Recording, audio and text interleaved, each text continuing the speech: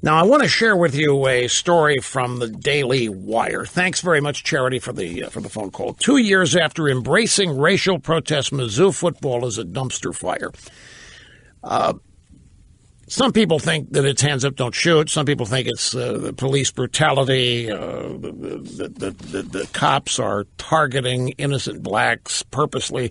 Whether they believe hands up, don't shoot or not, I guarantee you that the idea that the cops are targeting innocent blacks and shooting them as target, that's what's believed. It isn't questioned. If one of the protesters thinks that's what's happening, then we must deal with that, whether it's right or wrong. Even if it's wrong, we are nevertheless to accept that they believe it because it has been true in the past. So no improvement that is ever made in America is allowed to count. No change for the better is allowed to count. It's as though no progress has been made when what we see on television every Sunday is clear evidence that it has.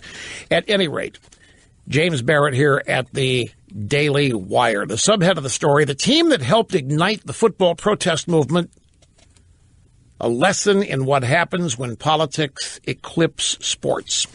It's a brief little history. When the Mizzou football team chose to embrace the racial protests gripping the campus at Mizzou in November of 2015, the New York Times cheered the players for lending heft to the activists' cause. 2 years later, the New York Times had to admit that all the hysteria and the administration's decision to cave to it turned out to be exactly what many predicted it would be, an absolute disaster for the university. How many of you remember this? Racial protests all over the campus. There were people telling stories. A cop shot me, a cop took a shot at me, or what have you, and we had that professor who was bullying people around.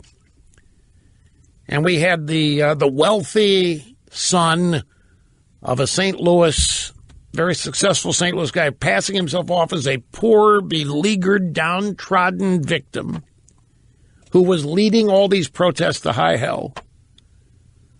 And, of course, the pressure was brought. The football team was told it must support these protests. There must be unity on campus for the protests. And the coach and the team went along with it.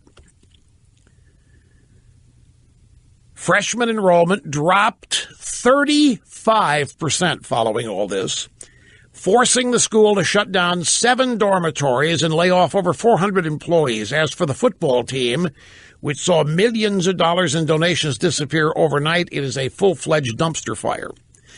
There are so many dormitories empty at the University of Missouri. Do you know what is happening now?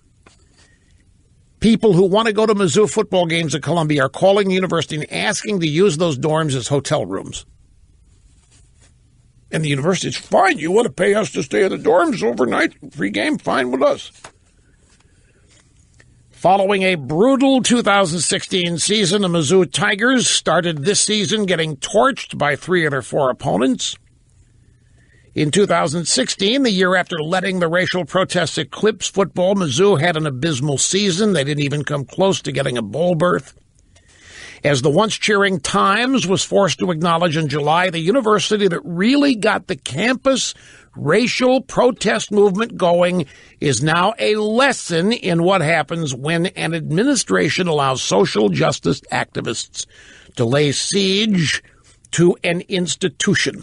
In the fall of 2015, a grassy quadrangle, the center of the University of Missouri, became known nationwide as the command center of an escalating protest. It was a moment of triumph for protesting students. It has been a disaster for the university. Black students were already a small minority at Mizzou. They were 10% of the freshman class in 2012. They're now just 6% last fall.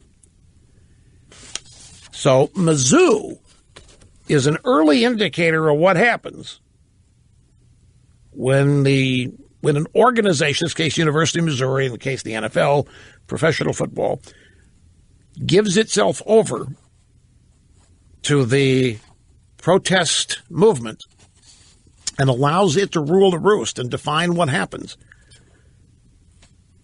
The University of Missouri is a ghost town now. I mean, it really is. The football team is decimated. And the NFL is embracing the national anthem protest movement almost to a T the way the University of Missouri football team embraced the protest movement on campus. I think they even, I don't know if they canceled a game. It was something critical that they did to show their solidarity. But the number of parents that want to send their kids there is way down. Empty dormitories. It's a real-life lesson right in front of everybody. Quick break again. Back with much more when we get back. I'll tell you, folks, what happened at the University of Missouri. I remember this now. More than 30 black football players in the Mizzou football team promised to boycott all football-related activities until the university president was removed from office. And his name was Wolf, and his crime was that his car ran into some protester, which turned out to be a lie. His car ran into a protest. He kept going. He didn't care, and it was all a lie. And when the players threatened to boycott the next game and all football-related activities, the administration caved and the coach caved, and they got rid of the university president. And now the football team has kind of fallen on hard times. The university enrollment has fallen on hard times. The complaint was that the university president's name is Wolf responded too slowly to the various charges of racism on campus, most of which were made up. But here's what's happening, folks. If you want to boil this down to its essence. Well, Wolf resigned because it would have cost the university $1 million if they had to forfeit a game. If the players had not shown up, if the players had boycotted, they were threatening to, it would have cost them $1 million. University president resigned. I mean, they totally caved. This is, folks, it's right there where all of this could potentially be headed.